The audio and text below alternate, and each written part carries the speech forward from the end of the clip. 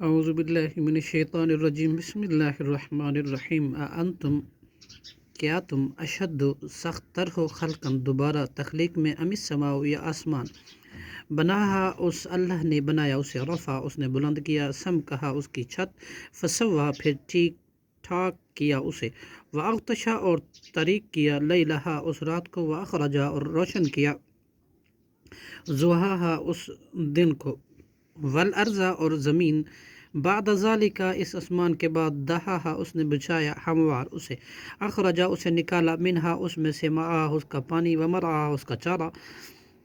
والجبال اور پہاڑ ارساہا اس نے گاڑ دیا ان کو متاعن فائدے کے لیے لکم تمہارے لیے والانعامکم اور چوپائے فاذا جاءت الطامۃ الکبریٰ پھر جب آ جائے آفت قیامت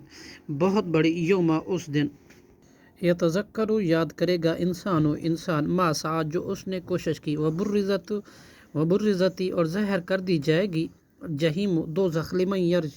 لیمن یرا اس شخص کے لیے جو دیکھتا ہے فاما من طغی پس لیکن جس نے سرکشی کی وآثرا اور اس نے ترجیح دی الحیات الدنیا دنیا کی زندگی کو فإن الجحیم تو بلا شبہ جہنم ہی المأوی اس کا ٹھکانہ ہے واما من اور لیکن جو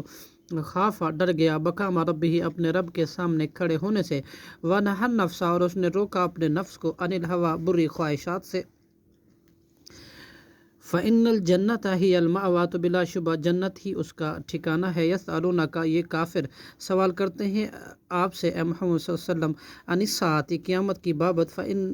ایان مرساہا کب اس کا واقع ہونا ہے فیما انت من ذکراہا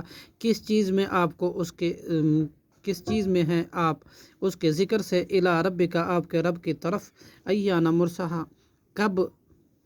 واقع ہوگی منتہا اس کی علم کی انتہا ہے انما انت آپ تو صرف منذر ڈرانے والے ہیں من یخشاہا اس کے وجود سے اس کو جو ڈرتا ہے اس سے کأنہم گویا کہ وہ کافر یوم یرونہ جس دن دیکھیں گے